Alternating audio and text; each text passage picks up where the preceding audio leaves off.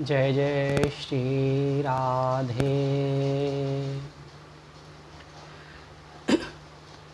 भक्तमाल के इस कथा में आज हम श्री गोविंद स्वामी जी का चरित्र श्रवण करेंगे।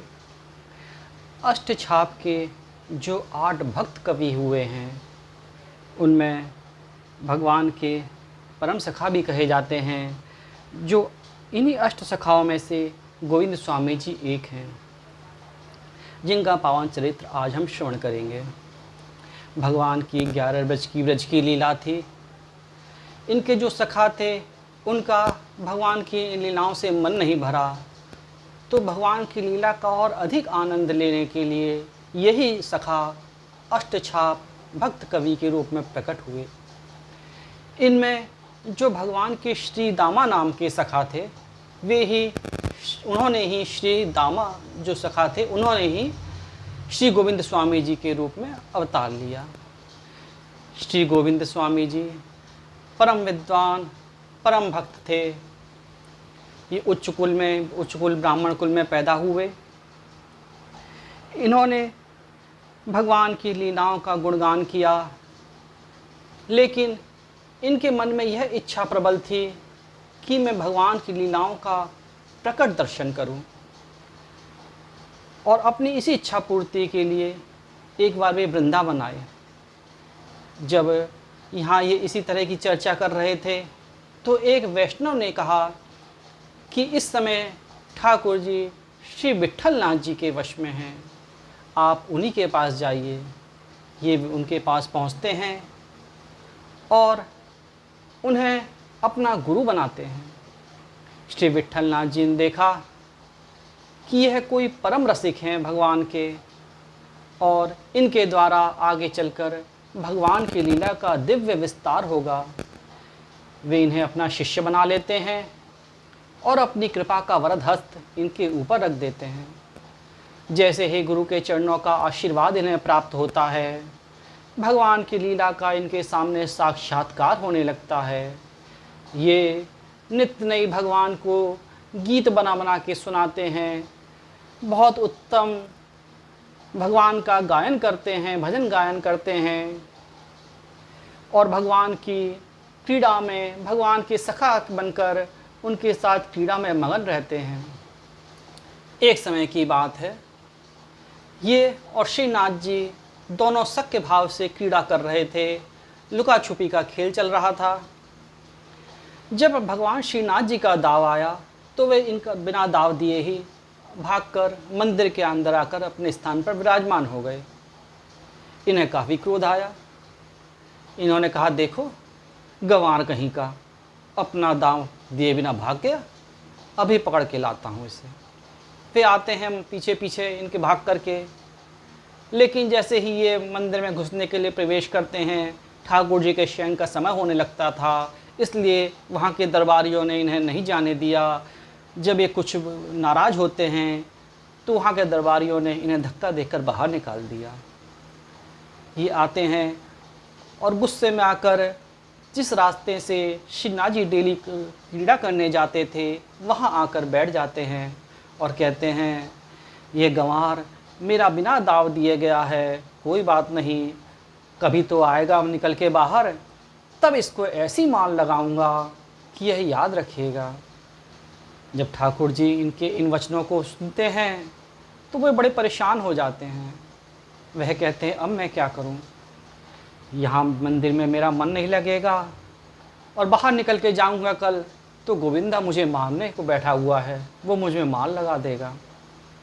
अगले दिन प्रातःकाल जब गोसाई जी ठाकुर जी के लिए भोग अर्पित करते हैं तो ठाकुर जी भोग नहीं रोकते। गोसाई जी पूछते हैं, भगवान ये क्या बात है जय जय, आज आप भोग क्यों नहीं रोक रहे?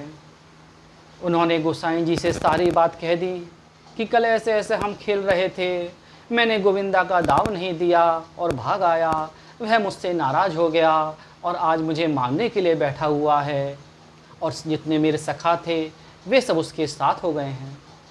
मैं जब भी जाऊंगा वे मुझ में मार लगाएंगे। गोसाई जी कहते हैं, तो भगवान आपको बाहर जाने की ज़रूरत ही क्या है, आप यहीं मंदिर के प्रांगण में क्रीड़ा कीजिए। बोले, नहीं, ब्रज की कुंज गलियां ही मेरा जीवन है। मुझे बहुत सुकून मिलता है वहाँ पर।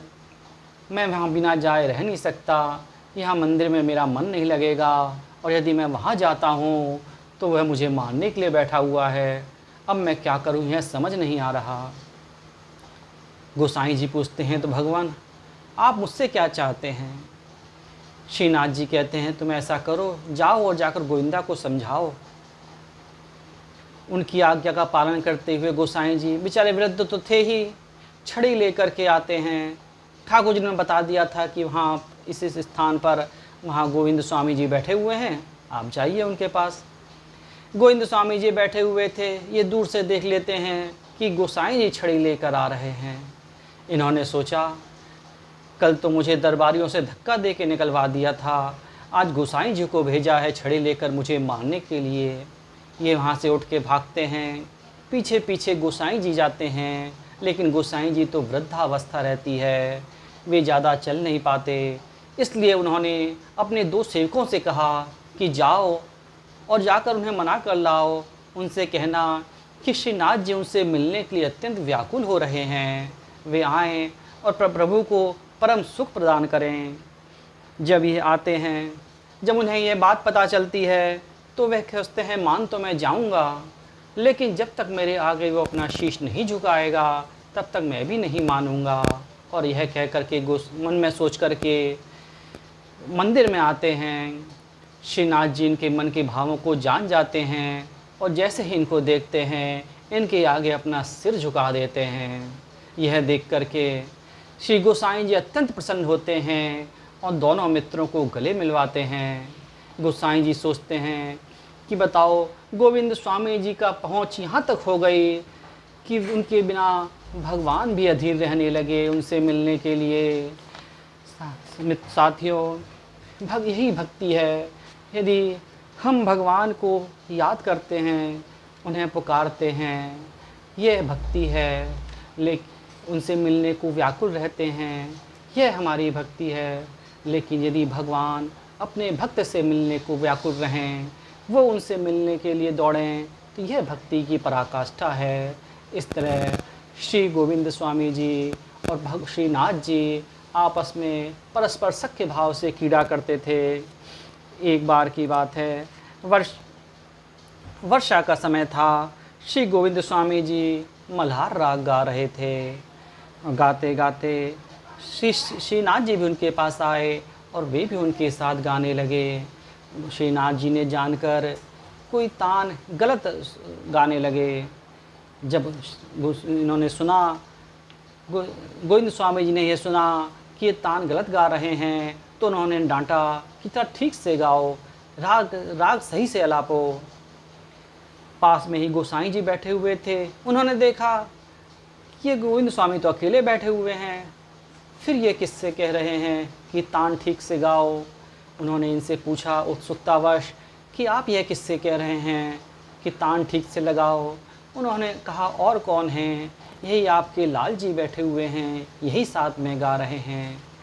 गोसाई जी को बड़ा आश्चर्य हुआ और उन्होंने उत्सुकतावश पूछा कि हमारे लाल जी कैसा गाते हैं। उन्होंने कहा, लाल जी अत्यंत मधुर गाते हैं, लेकिन बोले लेकिन क्या, लेकिन स्वामिनी जी उनसे भी अधिक उत्तम गाती हैं। यह सुनकर श्री गोसाई जी अति प्रसन्न हुए। एक बार श्री गोसाई जी श्रीनाथ जी का श्रृंगार कर रहे थे और श्री गोविंद स्वामी जी बाहर बैठे हुए भजन सेवा कर रहे थे ठाकुर जी की। हमारे ठाकुर जी कैसे हैं, उनका रूप है अतिशय सुंदर और स्वभाव उनका अतिशय चंचल है। तो जब वो सेवा कर रहे थे, भजन सेवा करने लगे गोविंद स्वामी जी, तो ठाकुर जी कुछ उधम मचाने की सूझी और उन्होंने अपने पास में रखी एक गोटी उठाई और श्री गोविंद स्वामी जी के ऊपर फेंक कर मारी। गोविंद स्वामी जी चुपचाप बैठे रहे, अपना भजन करते रहे। उन्होंने दूसरी मारी गोटी, तीसरी मारी, इस तरह करके उन्होंने एक एक कर 8 गोटियाँ श्री गोविंद स्वामी जी के ऊपर फेंक कर मारी। जब 8वीं गोटी मारी तब उनसे रहा नहीं गया गोविंद स्वामी जी से। उन्होंने भी एक गोटी फेंक कर श्रीनाथ जी को मारी, लेकिन वह गोटी श्रीनाथ जी को न लग करके पास में बैठे श्री गोसाई जी को लगी।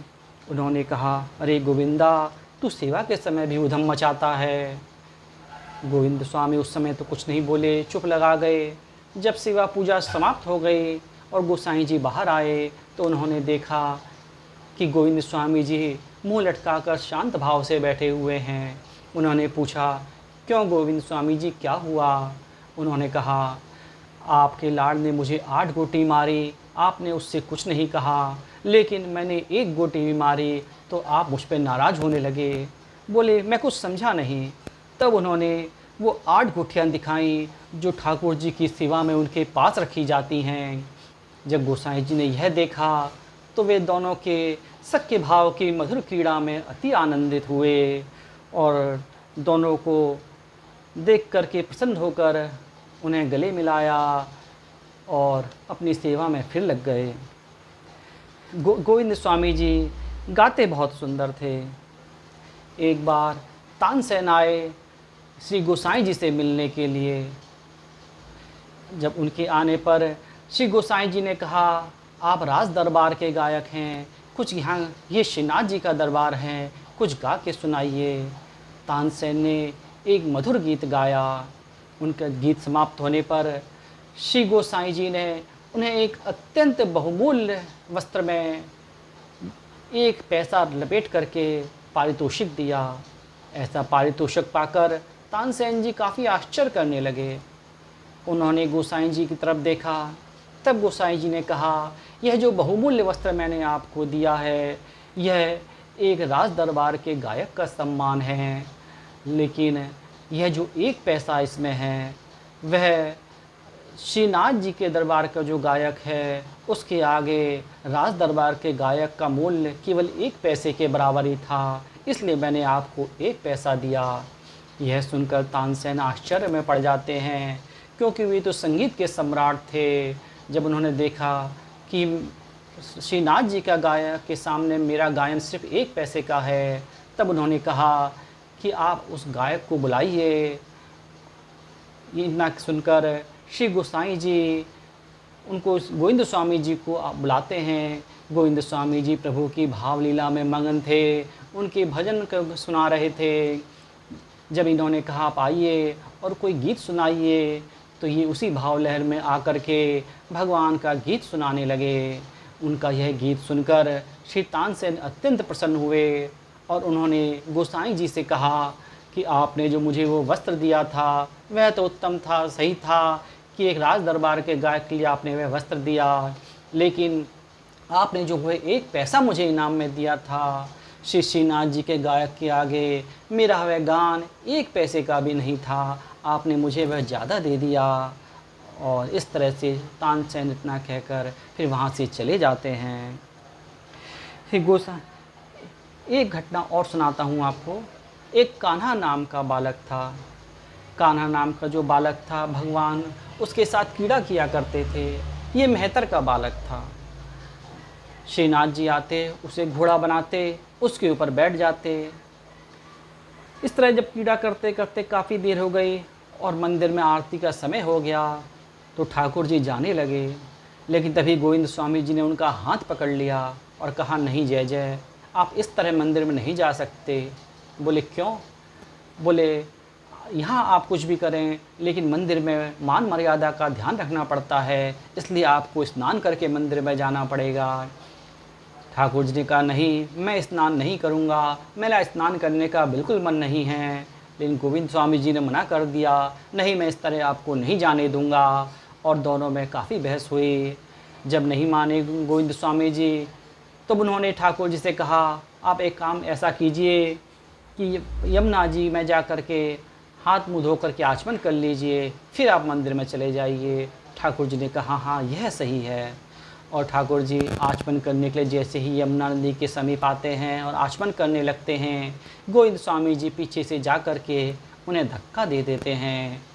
उनका धक्का देने पर ठाकुर जी यमुना की लहरों में गोते खाने लगते हैं। यह भक्त की प्रेम है कि जो जिन ठाकुर जी के कृपा से, जिनके नाम मात्र से, जिनके स्मरण से मनुष्य भव सागर से तर जाता है, वही भगवान आज अपने भक्त के प्रेम में यमुना जी में गोते खा रहे हैं। गोविंद स्वामी जी जब यह देखते हैं तो हाथ पकड़ कर उनको बाहर निकालते हैं। ठाकुर जी बाहर आते हैं और गीले वस्त्रों में ही जाकर के मंदिर में पहुंच जाते हैं। जब गोसाई जी ने यह देखा कि ठाकुर जी गीले वस्त्रों में आ रहे हैं, तब उन्होंने इनसे पूछा, जय जय क्या बात है? तो ठाकुर जी अपने पक्ष की बात बता देते हैं केवल कि मैं वहाँ यमुना में आचमन कर रहा था और गोविंद स्वामी आए और पीछे से मुझे धक्का मार दिया। बाकी बातें वो छुपा गए। गोसाई जी नाराज़ होते हैं गोविंद स्वामी जी के ऊपर कि इस तरह कोई मजाक किया जाता है। जब गोविंद स्वामी जी आते हैं तब गोसाई जी उनसे प्रश्न करते हैं, तो वे उन्हें सारी बात बताते हैं कि देखो, एक तो मेहतर के बालक के साथ खेल रहे थे, उसके बाद जब मैंने इनसे कहा नहा के जाए, मंदिर में स्नान करने जाइए, तो उन्होंने मना कर दिया। लेकिन मुझे तो आपके मंदिर की मान मर्यादा का ध्यान था, इसलिए मैंने इनको जानकर धक्का दिया ताकि स्नान करके मंदिर में आएँ। श्री गोसाई जी दोनों की इस लीला को देखकर अति प्रसन्न होते हैं। श्री गोविंद स्वामी जी की अपने गुरु के चरणों में अत्यंत प्रीति थी। जब इनके गुरु श्री विट्ठलनाथ जी गोसाई जी अपने शरीर को त्याग छोड़कर भगवान के धाम जाते हैं, तभी यह भी अपना शरीर तुरंत त्याग देते हैं और भगवान की सेवा करते हुए भगवान के कैंकर्य पद को प्राप्त कर लेते हैं। जय जय श्री राधे, जय जय श्री राधे।